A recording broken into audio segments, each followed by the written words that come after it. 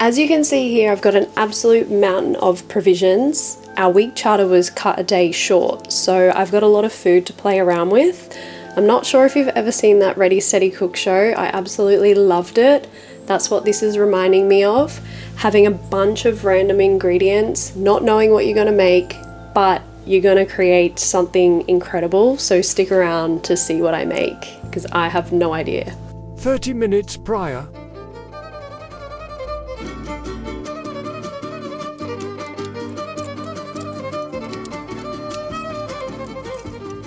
I've salvaged 2 zucchinis, 2 carrots, a capsicum, broccoli, silver beet, some pre-chopped red onion, and some chicken thigh, and 4 eggs. So what I'm going to create with all of those ingredients is something super basic, really healthy, easy, and delicious.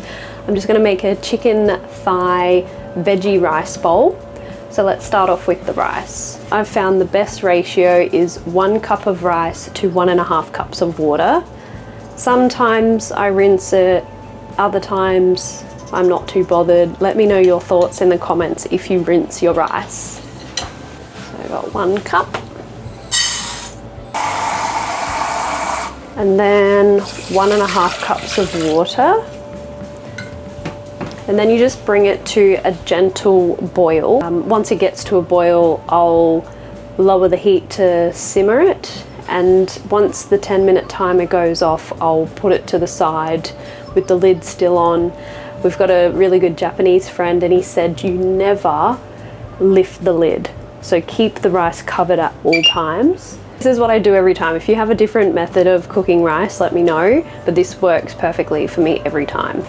Let's start with marinating the chicken thigh. She still smells good.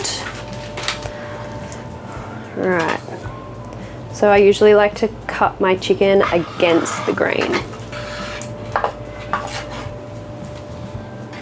Alright, so the marinade that I'm going to do for the chicken is a maple soy. I would usually use honey, the classic honey and soy chicken.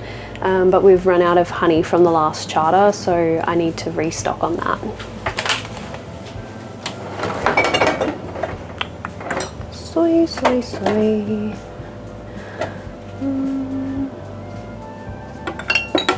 Oh, and I might use some sesame oil, that will be nice.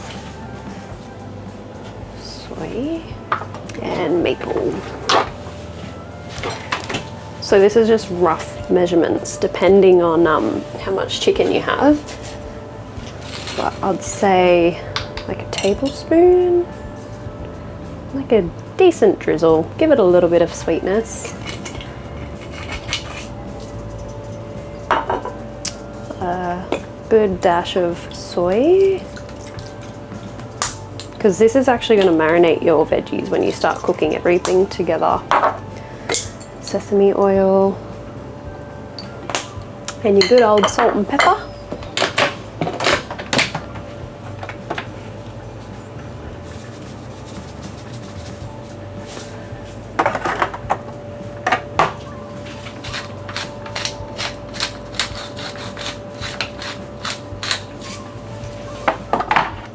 Okay, I've got all of my veggies. I'm not going to bore you with chopping them all, so I'm going to use a little bit of YouTube magic and voila, that is the joys of editing.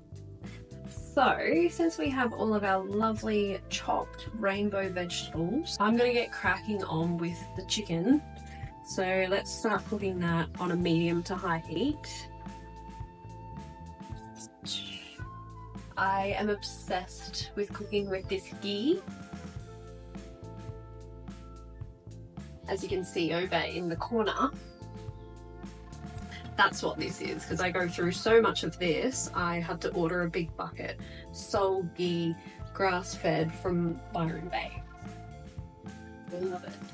I love it because it has a high smoke point, so I can cook the meats at a higher temperature, which gives them more of like a crispy, crispy texture, but still really tender on the inside. And it's really good for you, actually. The good old beef fat. Rich in omega-3 and 9 essential fatty acids. It's talking about it's used in Ayurveda for centuries to enhance life energy. It stimulates Agni, our digestive fire, aiding digestion and assimilation of nutrients from our foods. So yeah, it's really good to cook with.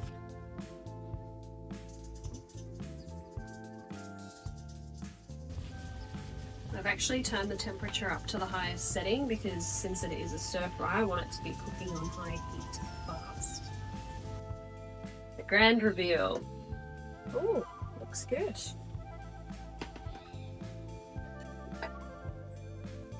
Yeah, that looks really good.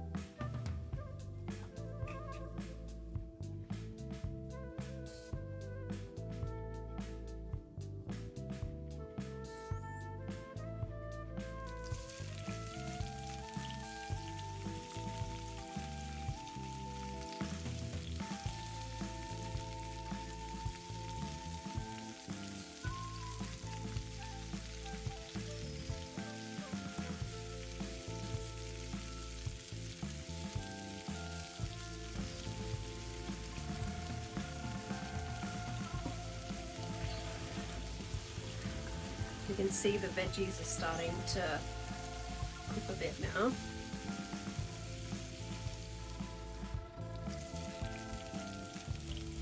A bit of extra nutrients and greenery.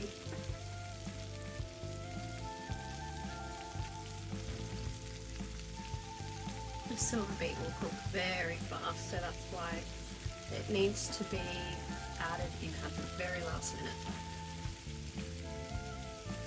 Alright, so when it's about this consistency, that's pretty much how I like it. You can cook it a bit more, but the more that you cook the veggies, the more nutrients they start to lose when they're becoming wilted and cooked too much.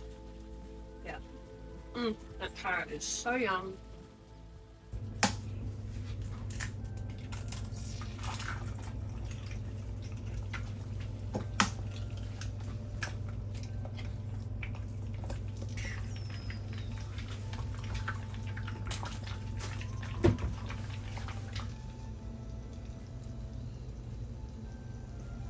Also forgot to mention this little jar of onion. I like to keep onion in a little bit of water because that takes away the punch of the real onioniness.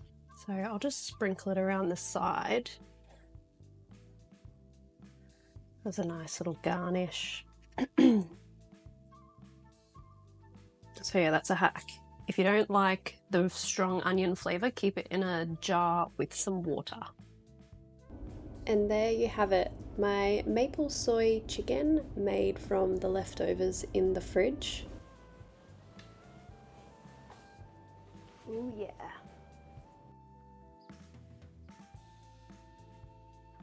So exciting news. I think the boat's going to be moving within the next couple of weeks. We're currently cruising the North Queensland coast.